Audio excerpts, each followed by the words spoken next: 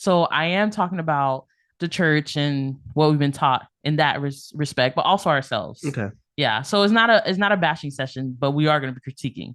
So first things first, let's start with what are we starting with? So the biggest one that I know, especially as a woman, in regards to culture and marriage and faith, as far as one of those topics, is abuse, infidelity, and divorce.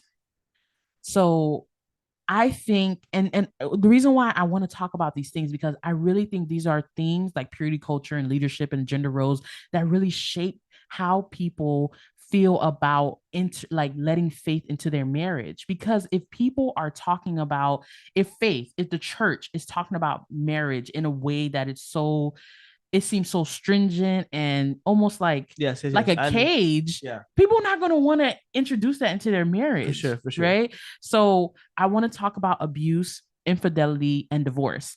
And not because I am a like an expert on these things, because just being on the outside, these are things that I always had questions about. And I think this is part of where the church may have failed or where the church could have done better is because it was very confusing for me because I'm like, especially as a woman, I'm like, how am I protected? How am I safe? You're telling me either explicitly or, unintentionally that if I'm in an abusive relationship, I have to stay. You're telling me that, divorce is not an option, but not in a way to say like you should Protect stay, you. Yeah, yeah, to protect you. committed. They're not saying it like Deal that. with it. They're saying deal with whatever trash your spouse is bringing and You don't can't get get divorced. divorced, Yeah. right? And also with infidelity, they blame the women sometimes. So Oh, like even if it's the man doing it, it's just like, well, we're especially in Caribbean culture, right? Were you cooking for him? I've heard women say this recently. Recently, I've heard women say this. Okay, were you cooking for him? recently, so Were you recent. giving him good sex? Like, oh, obviously he had to go out Were you there. available? Were you available to him? Obviously, he had to go out there because you weren't doing your job as a woman. So, as a woman, hearing these things in passing about marriage and relationships really scared me and confused me. I'm so grateful that I got married to a good man.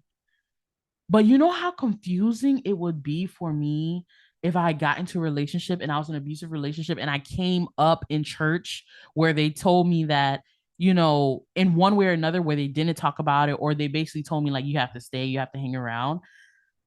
That, how do you deal with that? I have no idea how you deal with that. That is, as a man, Mm-hmm. you're gonna have to do most of the talking for this section as well, because there's no conversation for us. So I have to wait until we get to the part where we're talking about our tips and what I've learned for myself. Because like I said before, be rift of any information about any of this stuff in the Mm-hmm. church. No official talk on it. But as a man, like I don't know how women or how you deal with this stuff because it's this is the way it's always been. Like the world has been such a part of influencing the church when it comes to marriage. Like, Mm-hmm. look in the Bible, you'll find it. Mm-hmm. Infidelity. Mm-hmm. The world has been influencing church's idea of women's role in marriages since before Jesus was here, obviously. I don't know if it's because it's such a sensitive topic. Like people don't know what to do about it, that they're not even willing to research and find out. I feel like kind of that is how the justice system works with like domestic violence and things like that. They just don't want to get their hands involved, that they just kind of like leave it the way it is, because there's women who are still in prison for killing their abusers. Yeah, Like the man who was going to kill them, yeah. they are in jail for protecting themselves and killing their Or abusers. I mean, we've all heard of the black lady who's in jail for firing warning shots. For firing warning shots. Oh, Went to well, she had jail. a firearm. You know what Time. I'm saying? So it's just like, but then, when the woman calls, then they don't take, or the man goes to jail for a week, Come back. sometimes a weekend, sometimes not at all, and come right back. I understand that it is super complex, right? But I think that is where, the church is lacking. Like, God, how do we talk about this? How do we address this? Even if we don't have the answers, there are people in marriages who are suffering, who are dealing with infidelity, who are dealing with abuse, who are dealing with facing divorce. And are we talking to it, or even providing resources in a I mean, way where listen, we can address it in a in complex in way? the church I grew up, I didn't see infidelity, but I did see abuse. There was two other women besides my mom, by the way, Mm. who was married, and they were being abused by their husbands, and everybody knew it. And the husbands didn't come to church, obviously, but you know, there was no conversation, there was no talk.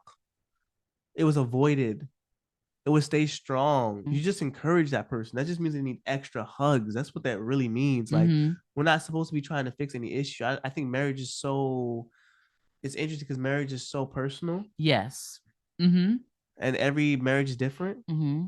And so it's funny that we let that stop us from things that we know is obviously wrong. Of Mm-hmm. course, every marriage is different. Does that mean, oh, I don't know if I can say something if you're getting beat by your husband? Like, I don't know. Every marriage is different. We don't know. Mm-hmm. Is your husband touching your daughter? We don't know. I mean, I don't know if I can speak on that. We need clarity from the Bible about that stuff, Mm-hmm. right? I Mm-hmm. can't preach Mm-hmm. from the pulpit about Exactly. domestic abuse. I Mm-hmm. can't preach from the pulpit about sexual abuse. I can't preach about that because every marriage, we don't know how that goes, Mm-hmm. Mm-hmm. which is strange, right? Mm-hmm. Just to see the and someone maybe need to teach me. Maybe I'm in a space of privilege, but just to talk a little bit more about the avoiding these hard conversations from the pulpit.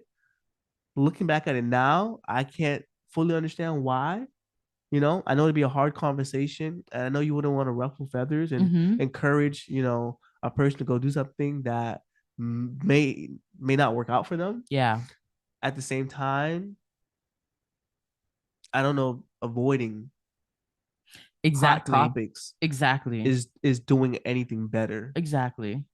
I am a product of divorce and the effects of church on that. So when my parents got divorced, my mom had to leave our church, our original church. And, we were all raised there, because that's where my family was. And when they got a divorce, my mom had to leave. Now, they were talking about her. Yeah. You know what I'm saying? I think a big part of it also was shame with my mom's end, of course, because and that's the thing, like they don't know what to do with it. They just know, well, divorce is wrong, so now what, If you right? got a divorce, you're wrong. You're wrong, you're bad, so I guess we have to shun you, we have to I mean, shame there's so you. much things that go into divorce though that we're not looking at all those inputs. Mm-hmm. But like I said, we're just checking for the output. So if it doesn't look right visually, then all we know to do is just like shun. But we don't know the ingredients to make the cake. We just know what it's not supposed to look like. Exactly. That's it. So my mom actually she was separated from the Christian community for a couple of years, for almost like 5, 6 years, until we found our next church. And because she couldn't find a church where she was welcome and it was Haitian, and because she wanted her kids to have that culture. So she didn't want us to send us to any church. We had some interim, like, Sundays here or there, but it took us like 5 years to find a new church. And she was so happy with the new church, but I know firsthand the consequences of a church mishandling or not knowing how to address divorce in marriages in church, because it happens in church. So I'm not saying this because I have all the answers. And I'm not saying this because it's just like I don't understand. Like I just want a blanket, simple answer. I understand that it's complex, but I think that our churches moving forward, and I feel like this is kind of part of what I want to do.